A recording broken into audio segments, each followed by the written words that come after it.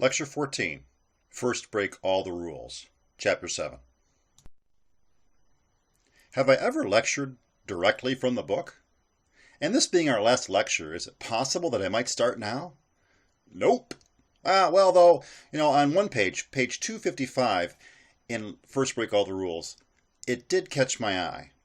The question is raised about keys of your own. Can an employee turn a particular set of keys listed, presumably to start something? The book states that great managers expect every talented employee to be capable of this. The question for me is this: are we, as great managers, capable of doing the same? Can we eat our own dog food, so to speak? So, what are these keys that you expect your best employees to turn? And of course, it's not fair to ask of others what you are not willing to do yourself. That's a quote from Eleanor Roosevelt. So, these keys that we must be willing to turn are: look in the mirror any chance you get. Muse. Discover yourself. Build your constituency. Keep track. Catch your peers doing something right. Let's review these 6 keys in detail. Look in the mirror any chance you get. And First Break All the Rules goes on to say that use any feedback tools the company provides to increase your understanding of who you are and how others perceive you. But I would say, too, that our textbook, Managing Organizational Behavior, also came with a pretty sturdy set of guidelines and tools, right? We kicked it right off with Chapter 1, Your Personal Effectiveness. Are you someone that uses half-truths to make decisions? Or do you base your decisions on artifacts, on evidence? Also, are you a model of self-management? Talk about how others perceive you, right? Do you use self-observation? Do you set your own improvement goals? Are you aware of social cues you might be picking up from others? And do you use positive language and positive attitude? The next key is muse. And First Break goes on to say that you should sit down for 20 or 30 minutes each month and play the last few weeks back in your mind. What did you accomplish? What did you learn? What did you hate? What did you love? What does this say about your habits, talents, and interests? And we hammered this all really pretty well in chapters 3, 4, 2, 11. Talked about problems in chapter 3. Talked about ethical considerations in 4. Chapter 2 is about how you manage your time and stress. And 11 was about conflict, right? So regarding what you learned and accomplished, dare I say problems solved? Did you eliminate unimportant activities in the workplace to open up time to problem solve? If you give yourself more time, you will feel less pressure and stress. Remember, too, a problem that is well defined is half solved. So expect to spend most of your time, a problem-solving process defining the problem, digging for data, and uncovering artifacts. And regarding the problem, if you can diagram it, graph it, take a photo of it, you will be in great shape to convey it to others. Now, as far as love and hate, those are pretty strong words, but let's consider some ethical considerations here. Often the choices we make as leaders and managers are picked up on as okay by folks we lead. So we have a responsibility to act and lead ethically.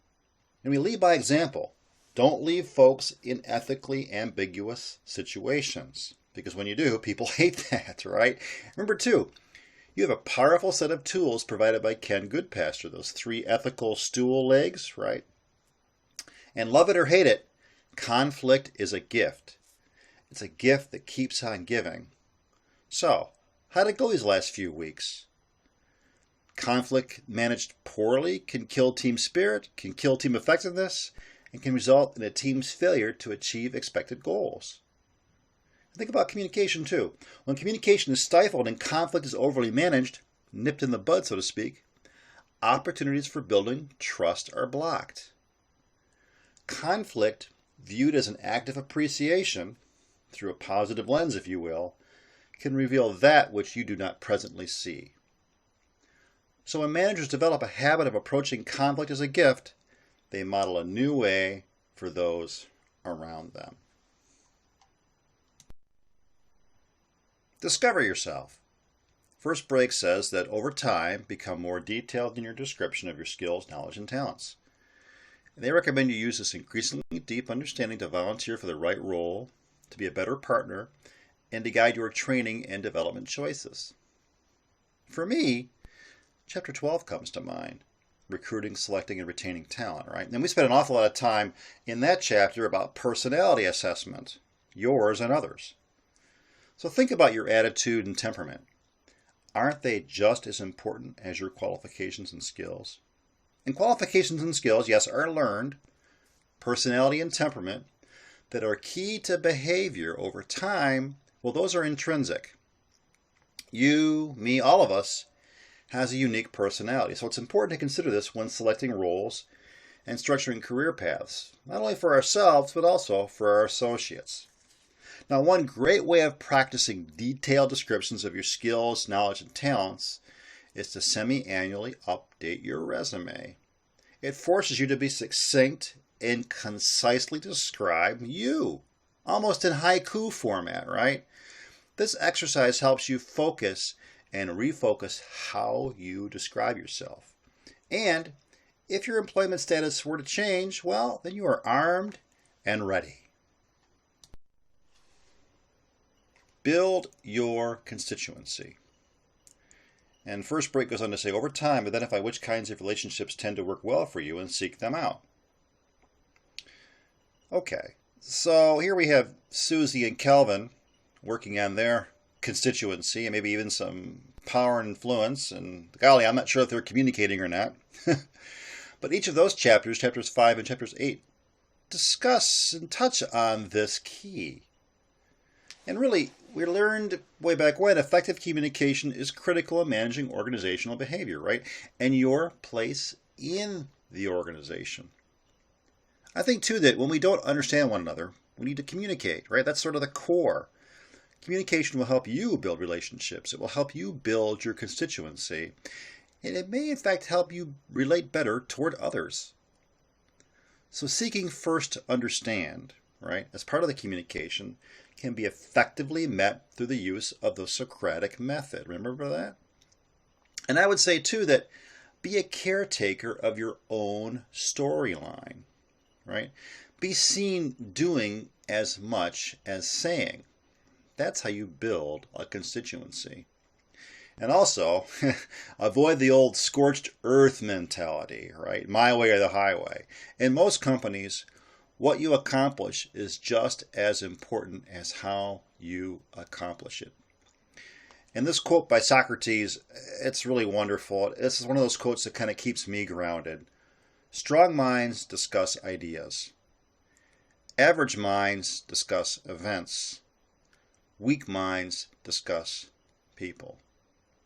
And I'd say the next time you're in a big meeting over a tense subject or a series of tense subjects, keep score. Who's talking about ideas? Who's talking about events? And who's talking about people? And now you know how to deal with that and build your constituency. Keep track. And First Break goes on to say, build your own record of your learnings and discoveries. Good. And I'm reminded of chapters 7 and 14 in our management organizational behavior book, right?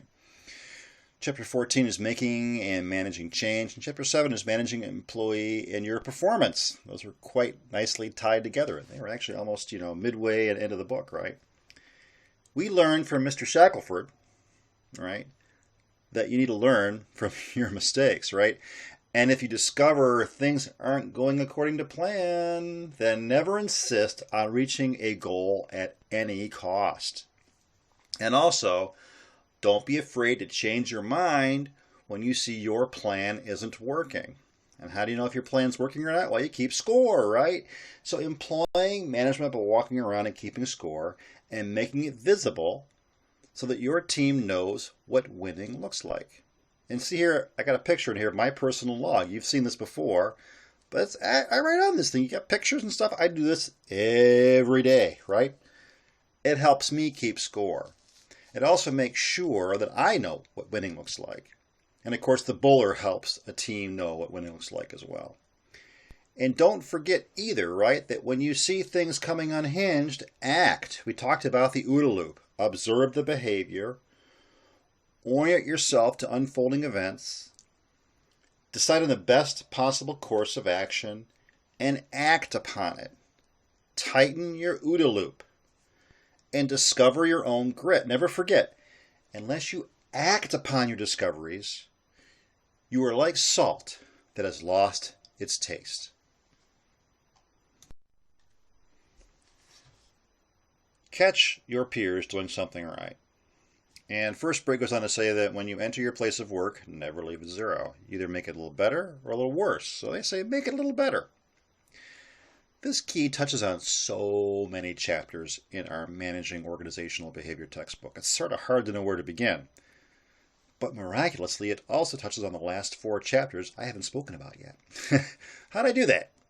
So, it's not enough to know and do. That's sort of the structure of MOB, our textbook, right? I had know and do in every chapter. But in the chapter on leadership, I interjected the idea, or injected, I'm not sure which, the idea of be. You have to be, then know, then do. Be, know, do. And recall the 4 E's of the B. The BEs, right? Of our moral compass: ethics, emotion, empathy, and empowerment. And lead by example. And don't get so busy climbing that ladder that you forget to ask yourself if the ladder's still on the correct wall. That's that Stephen Covey quote. And for me, leadership is all about change. You're facing change, your personal leadership, your organizational leadership, and your peers are facing change as well, right? And all of you are operating in an open and dynamic environment. Things are gonna change. So, how you respond to change can either make things a little better or a little worse, or a lot better or a lot worse, right? Help your team be better. Build a culture of trust. Don't let conflicts fester. Embrace the real issues. And I'll say it again, by embracing conflict and the real issues, you will build trust. You will build team effectiveness, and you will assure continuous improvement in the face of change, and this will make things better. And recall too the concept of command is theater. You need to be diligent and remember that you are responsible for what comes out of your mouth. What you say can hurt others. And you will be amazed at, in quotes, what you said during a weak moment and how fast and virulently that will spread through the work environment, especially on the factory floor. And then finally, cultural sensitivity counts here, folks. All right?